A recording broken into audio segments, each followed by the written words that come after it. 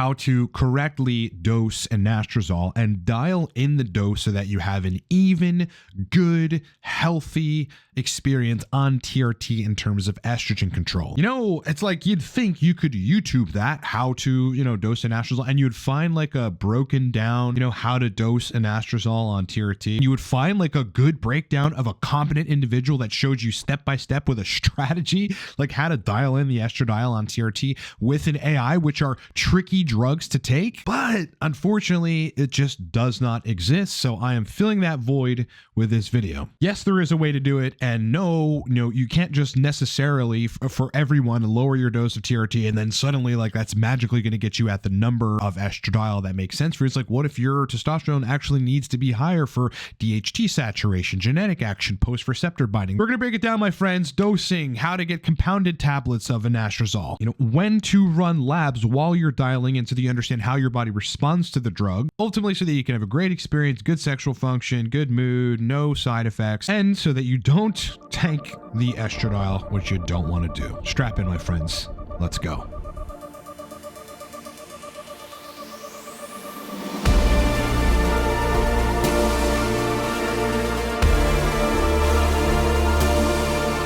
In the meantime, who are we? Well, we're a male performance company called Cortex Labs that specializes in globally shipped nootropic stacks. The first of them is the Cortex stack, which you can find in the description of this video. Second of them is the Torque nootropic stack. You can also find that in the description of this video. I am a consultant, a high-level consultant on male performance in a variety of different kind of subspecialties like nootropics, TRT protocol optimization, erectile dysfunction, sexual dysfunction, host of other things. You can check out everything I do in the description of this video or at livecortex.com. All right, enough of that. Okay, guys, let's get right into how to dose anastrozole and TRT to actually get results, not have side effects, keep your testosterone replacement therapy experience smooth, and to generally have a good time. Before I get into the details and the sort of structure of how I think you should approach this, I want to first say that yes, some guys are going to need an AI. There's a lot of internet discussion around this, which predominantly stems from people improperly dosing drugs like anastrozole and exemestane and having ultimately a terrible time. And believe me, I feel sorry for those people. I align with them. I completely understand, and I have been there before, having improperly dosed anastrozole and or taking my E2 below 15 picograms per milliliter, and it was not fucking fun. So believe me, I get it. I understand they're tricky drugs to take for sure,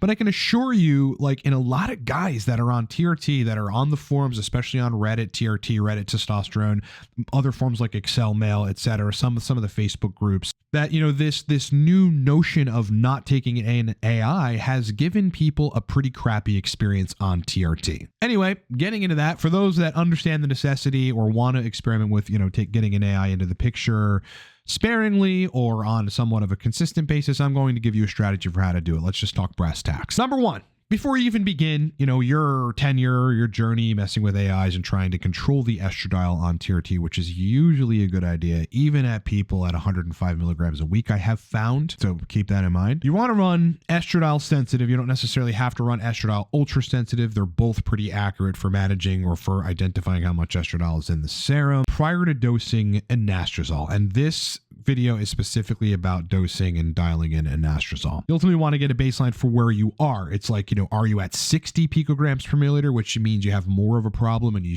need to kind of get on that quick and get it down in the 30 to maybe 45 picograms per milliliter range. It's going to be different for different people. Or are you at, 35 and maybe you have like a little bit of sexual dysfunction, little lack of libido, erection quality isn't great, morning wood has gone away, or it's like hit or miss or something, in which case you need to modify it just a little bit. You need to know where you are to begin with, okay?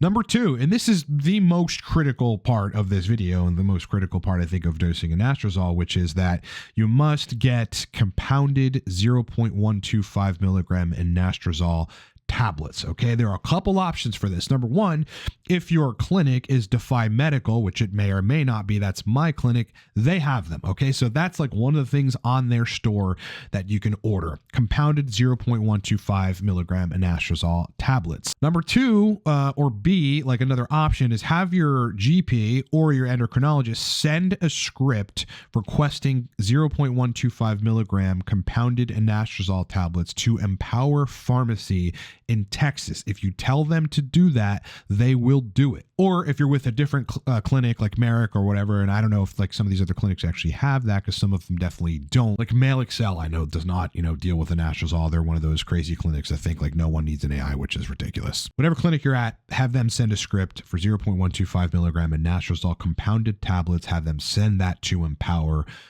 Communicate with Empower thereafter once it's sent so that you can pay them or whatever for shipping, etc. And the script, have them ship it directly to your place. Now, why is this important? This is important because, traditionally anastrozole comes in 1 milligram tablets. And though you could take a pill cutter and cut it in half, each tablet actually weighs, it's like 1.012 or so milligrams. So it's not entirely accurate to split it in half and then split it in half again and then split those halves in half to get 0.125. Kind of overshooting. You're kind of getting a little bit more than you're bargained for, and I think that's where a lot of the issues come about when taking anastrozole. At the same time, you don't know how evenly the chemical of anastrozole is distributed throughout that 1 milligram tablet. So that's why the 1 milligram tablets, you just forget about them completely. You've got to get the script for compounded 0.125 milligram anastrozole tablets, because guess what? You could also split those directly in half with a pill cutter and get 0.06, which makes the process even easier. Third thing, do an analysis before you even take anastrozole. Say at this point you have it in, you have your labs for prior to starting dosing.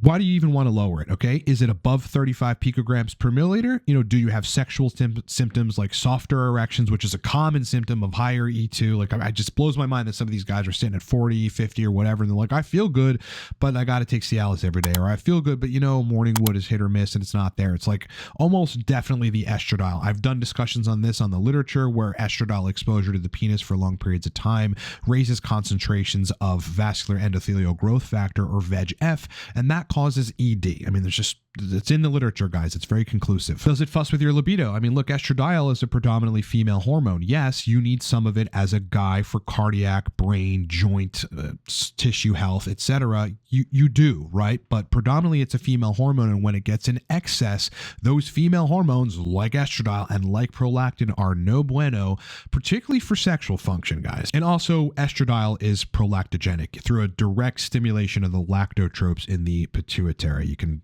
go research that too. I would hope that you would. All right. Do you have other estradiol related symptoms like water retention, discomfort, or itching in your nipples, moodiness, or being overly emotional? Because all of that, especially if the labs are aligned with having higher estradiol than, what may be a in range or just above the range, or maybe even in the 20s, the issue is definitely the estradiol. Now, in looking at this and doing this analysis, this is where you determine, therefore, what dose you'll need to start. Okay, so let me kind of just give you some examples. We'll start at A over here. Look, if you've gone way above range, like if you're sitting at 60 picograms per milliliter, or God forbid, 85 plus, I've seen some popular YouTubers who claim to be like experts in this sort of stuff talk about their estradiol being like above 100 and they feel okay. Like, you don't want to listen to those guys. Believe me, some of them are actually dealing with sexual stuff that they probably won't talk about on their channels, or they openly will talk about on their channels and aren't looking at the estradiol as one of the primary causes. So if you've gone above 60 picograms per milliliter, you're likely going to need to run something like 0.125 milligrams of anastrozole every other day for 2 to 4 iterations to get the estradiol into a manageable state, which is what I would consider somewhere around 30 to 40 picograms per milliliter. Because like after that point, when you're right around 30 or 40, between 30 and 40, then you can kind of work in the short strokes, to use kind of a golf analogy, to get it down in the range that is good for you. All right. So thereafter, okay, once you've determined, what you need to dose it for, where it actually is. Again, if you're at 60 plus, you're going to need to run 0.125 every other day for 2 to 4 iterations. And the best way to figure that out is to do labs in between, which I'm going to get to here in a little bit. All right. So assuming you've gotten it down to between 30 and 45 picograms per milliliter, which is a good place to then continue dialing in, the anastrozole and your AI dose. This is what I would say you should do at this point. And we'll use Monday as an example. You should dose dose 0.06 milligrams of anastrozole, which is a half of one of the 0.125 milligram compounded tablets. What you want to do is dose it. You want to run labs on estradiol sensitive 24 hours later, okay? And then you want to run labs on estradiol sensitive again at day 3. So if you dose this on a Monday, you run labs on Tuesday to see where the estradiol is 24 hours later, which is the maximum amount of estradiol reduction that you're going to get with anastrozole 24 hours later. That's when it's at its absolute peak in serum concentrations, and that's when it's doing its most work. Because after that, it ultimately, depending on your body, but generally speaking, starts to half-life out of your blood. Then though, you want to run estradiol sensitive again at day 3 because you want to see, okay, did you start at 35? 24 hours later, did it go down to 18? And then at day 3, so this would be if you started on Monday, Tuesday, Wednesday, Thursday. I didn't mean to give you the middle finger. I just totally fucking said fuck you. Okay. On Thursday, you want to see what level the estradiol is that it's probably creeping back up. Now that it's probably creeping back up because the half-life is around 50 hours or so, and this depends on a host of factors, but generally speaking, that's what it is. It's going to start creeping up past that half-life, okay? So like maybe at day 3, is it 23? Is it 24 picograms per milliliter when again you started at 35? It went from 35 24 hours later down to 18.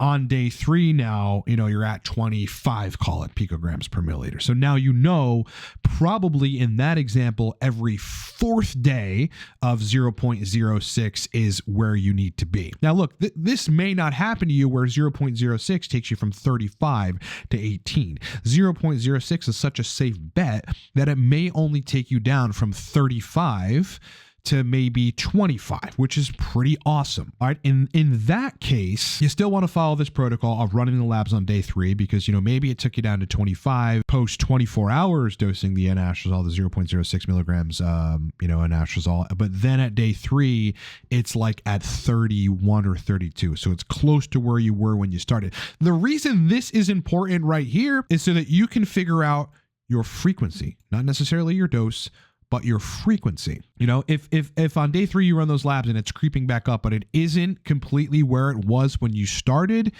maybe every 3.5 days, 3.5 days is the sweet spot frequency, or maybe every 4th day is the sweet spot frequency. Again, you're going to have to make that decision looking at your labs and seeing where the number ends up. Again, the half-life of anastrozole is about 50 hours. This is going to differ between different people depending specifically on how you're metabolizing the drug. Keep that in mind when you're running these labs and trying to determine your frequency. Now, just as another example, you may need to, instead of 0.06, even if you're at 35, depending on whether or not you drink alcohol, which converts your testosterone to estradiol, whether or not you're consuming a lot of estrogen-like or estrogen receptor binding chemicals in your diet, like foods specifically that actually will create estrogens and bind to ERB and ERA. It is possible, my friends, that, people in this case, depending on those things that are over estrogenizing or over converting for one reason or another, that you might actually need to take 0.125 milligrams on the Monday,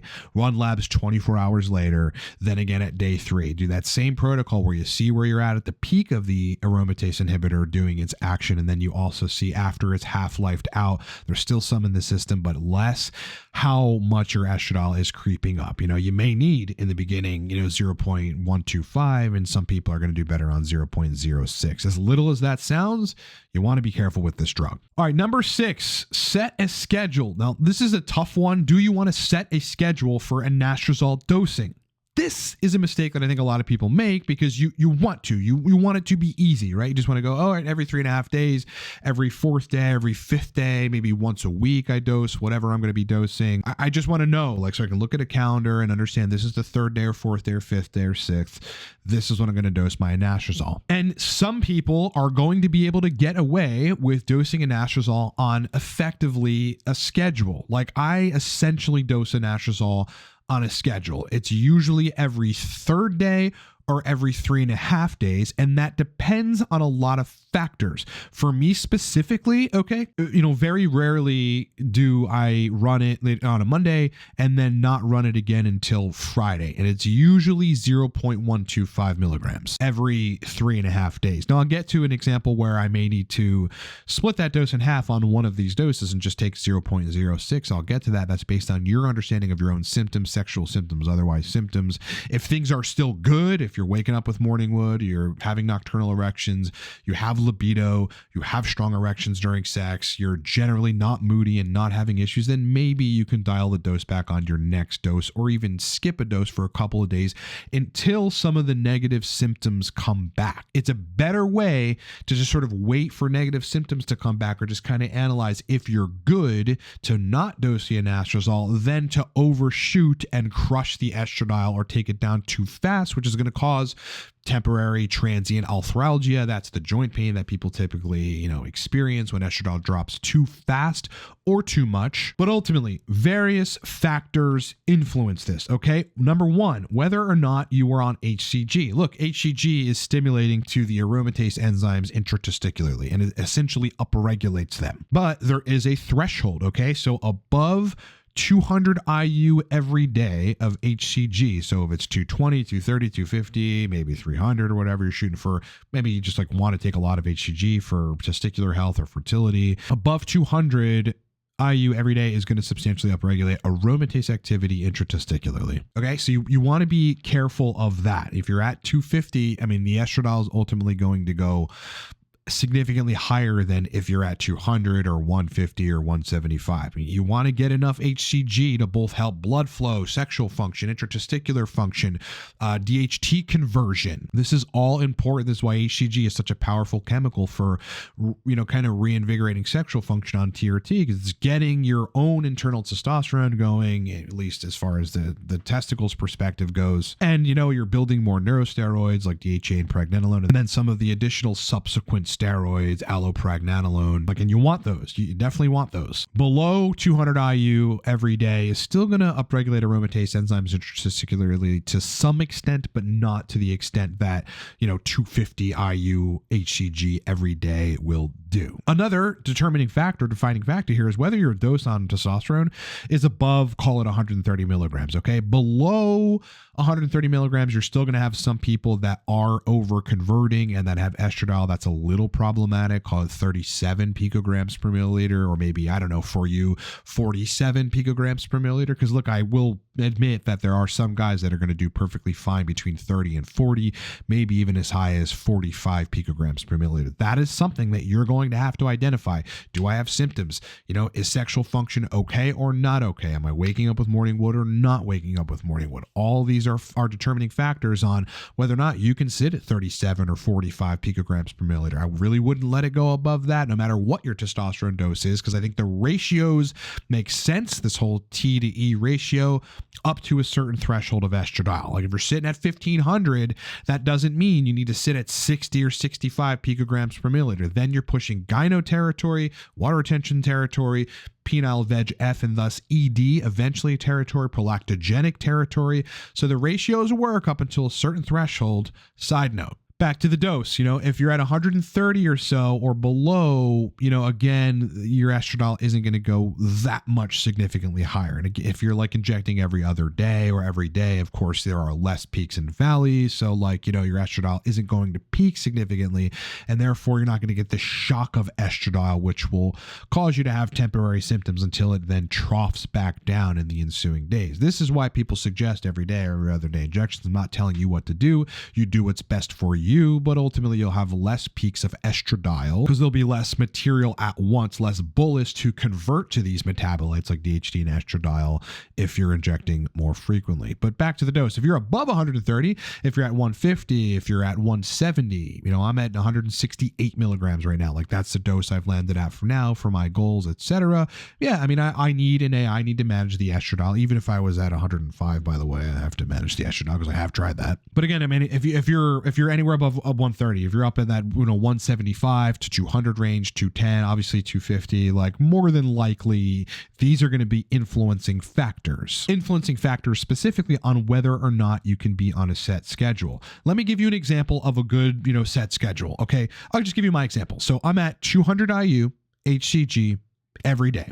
I'm at 168 milligrams of testosterone every week, split up into everyday injections, and I'm injecting sub-Q. It's just easier, and it actually does work for me. Now, I've run a bunch of different protocols, just ended up on this, and it does work, but considering 200 IU every day of HCG, pretty significant aromatase activity upregulated in the testicles, and some more intratesticular testosterone, which is going to then convert right to estradiol. Some of it's going to convert to estradiol, and my dose at basically 170 milligrams a week of testosterone, which is good for me. It's good for muscle building, it's good for energy, it's good for sleep, it's good for strength, good for sexual function, good for DHT binding, good for receptor saturation, androgen receptor saturation. This is all important. This is why when people tell you, just lower your dose and that'll lower your estradiol.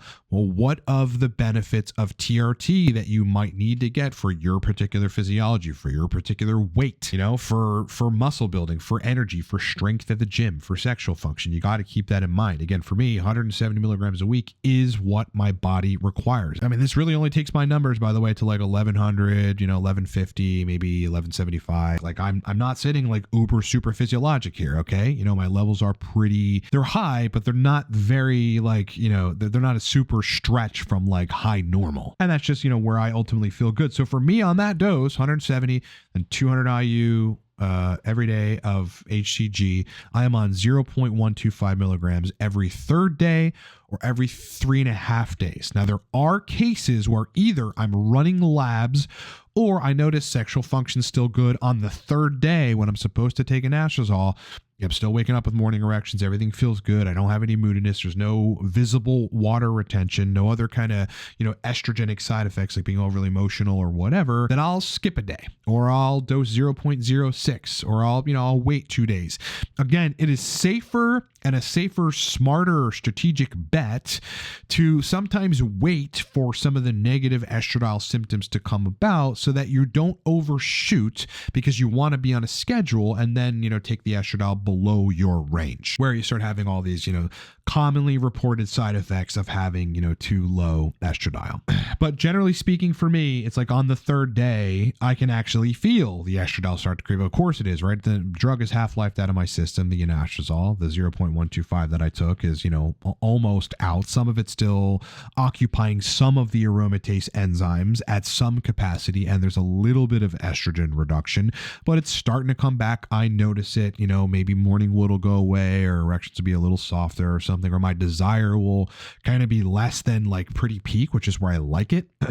When libido is not great, it's like that's kind of my cue. Based on where I keep my estradiol, which is, it depends on what I'm experimenting with and what I'm trying to do. Like recently I took my prolactin all the way down to now it's probably sitting at 3 or 4 nanograms per milliliter. I'm keeping the estradiol right now at like 18 to 25, and that feels good. Prior to that, when I wasn't trying to do that, I also felt good at between like 27 and like at the very highest 38, 39, call it 40 picograms per milliliter. Like I felt fine there and everything was actually okay. Again, your estradiol is going to have to sit where it's ultimately going to sit based on your goals and your symptoms. Back to this again, if you're at 100, like say you're at, let me just like type an example here. Say you're at 115 milligrams TRT a week. You're doing everyday injections, so you have, minimal peaks of estradiol and obviously minimal peaks of testosterone and thus DHT, so keep that in mind. All right, you're running 100 IU HCG every other day or something, which I don't know, who might tell you that's a bad protocol, may be actually perfect for you. Bodies are certainly going to be different. That'd be far too little of everything for me personally. But, say it's perfect for you. Like in this case, you're probably really, your estradiol is maybe going to end up at 37, maybe 45. Again, it depends on if you drink a lot of booze or if your body fat is pretty substantial. If you're not eating cruciferous vegetables, which will help convert some of that estradiol into the other estrogens and clear them from the body. They're not an AI, neither is DIM, and DIM is also an androgen receptor antagonist in prostate tissue, and it's unclear how much or to what degree it's an androgen receptor antagonist elsewhere. The bodybuilding guys will not take DIM because they know it's an androgen receptor antagonist. I'm not really sure you want that. I've experimented with it. It really wasn't good, and it will not lower estradiol. It's not an AI, guys. guys. Neither is calcium D-glucarate. I think the closest you're going to get to an actual AI, just as an aside, would be DHT derivative anabolic androgenic steroids like Proviron, like Masteron, potentially like oxandrolone. I mean, it's certainly Winstrol. I mean, these things have mild aromatase occupation activity. They'll actually, occupy the aromatase enzymes, and that's something the bodybuilders have been saying for a while, but the literature has been hard to find, but I went and found it, and it is actually true. So it will lower estradiol to a degree. But they also block, the genetic function or genetic action of estradiol post binding to ERB and ERA receptors. Anyway, if you're sitting down here, okay, at 115 and then, 100 IU HCG every other day, you may only need, if you're running this experiment, to dial in like initially 0.06, and you may need to only run that like every fourth day or every fifth day or something. Again, it is true that the lower your dose of TRT, obviously the lower amount you're going to convert to estradiol, but that doesn't necessarily mean, even if you're at ultra low doses, which in some cases just kind of negates the effects of TRT or the whole idea that you went on TRT to begin with and doesn't address some of the symptoms. There may still be cases, and I've seen them in consulting work, which is why I look at this Reddit stuff like, it's largely nonsense, except for the, cases that it does work in. You may still need a very little bit of an AI. Like if morning wood's not there, or if it's hit or miss, or if erections aren't great, and you're not you don't have insatiable libido, which you certainly should have, having high levels of testosterone and good level of androgens in your body, then maybe you just need a little bit, right? 0.06, every fourth day, every fifth day or something. Again, run labs to understand exactly where it's going. You don't want to overshoot. But for those of you on ultra low doses, and maybe you're still getting some of the TRT benefits, I hope you are, good for you. If maybe 100 is okay with you, for 100 milligrams a week or something. But, if you're having any degree of issues or prolactin's rising or something, like look at the estradiol. If it's sitting even at 35, you might want to experiment with taking it down to 27 and just seeing if it's a little bit better there, and then getting the tissues used to that level of estradiol and seeing, are erections firmer? Is libido better? Do you wake up with boners every day? Like, are you fucking stronger at the gym? Do you generally feel more confident and less moody? Around women, like, a lot of guys will say they're sitting at 40 and they were told not to take an AI, but if you do it carefully and they get down to like, I don't know, even 33 or 27, wow, suddenly I'm more confident. I want to approach women like at the bar, or I'm like more confident on Tinder dates or whatever. You have to explore that to see, okay, should the predominantly female hormone be slightly lower for you? All right, guys. So that's essentially the strategy. That is a step-by-step strategy on how to properly dial in anastrozole. Again, you don't want to overshoot and drop the estradiol too far. You don't want to undershoot because you've been reading too much Reddit and you think estradiol, because it's cardioprotective and helps your joints and helps your muscles and helps tissues, etc. You don't want to just keep it there if you're suffering side effects that you're masking with Cialis, or that you think are something else, like this anxiety that randomly, I've had guys come that, I have this anxiety that happens, and it's like they think it's something else, and they're doing ketamine infusions, spending $300 every 2 weeks to do it, when ultimately it's the estradiol because they've been watching fucking Danny Bossa, this IT guy from Canada. I don't even want to get started on that idiot. Talk about how you never have to manage the estradiol, and that's just not true. I own a company that part of our company is a consulting practice where we see real men and look at real labs and get accurate reporting of symptoms for more than a half decade now. And guys, it's just, a good degree of people are going to need to manage the estradiol. Not everybody. Sometimes you can get the TRT dose down low enough where you're still getting therapeutic benefit from testosterone and the estradiol sitting at 28 and you're perfect. I wish I was one of those people. And if you're one of those people, more power to you.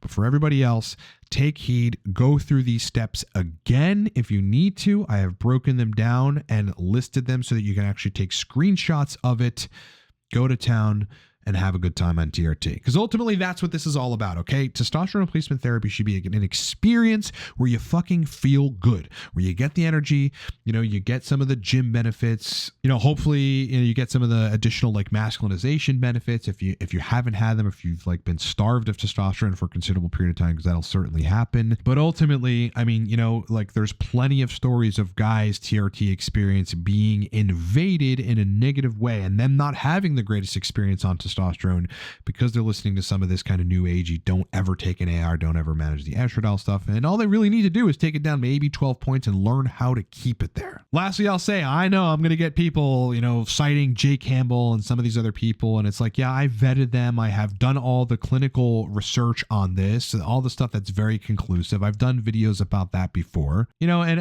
it's just making claims like you don't need to manage estradiol on TRT. And, just because estradiol is cardioprotective and all these things, that you don't need to manage it in the way some of these guys are, which is, very obviously non-scientific about the way that they're discussing these things, which I think is fucking dangerous. I may respond to your comment, I may not about it, but I've already refuted all that stuff. You should check out some of the videos I've done on estradiol, the estradiol hoax, where I go in all of the scientific literature about estradiol. It's very clear. All right, you don't want it past a certain range, you don't want it below a certain range. Okay, balanced estradiol is what I am suggesting.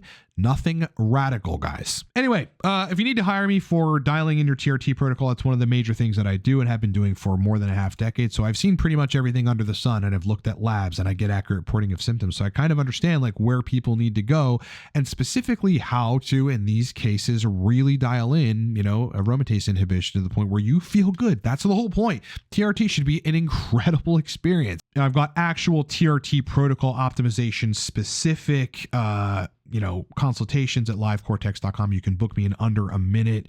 We'll get on the phone, or we can actually do emails back and forth on that. And of course, again, if you're into nootropics, we've got 2 stacks. They've been shipping for many years, especially the Cortex stack, shipped all around the world. People just love our stacks. Go buy them. Cortex stack, pretty powerful for focus, stimulant energy, mental energy, verbal fluency, mental processing speed, and engineered for focus and flow. Or the Torque stack. Now, Torque is like dopaminergic energy, motivated energy, all day energy, a very, very powerful, very, very popular. Oh, why is it getting cut off?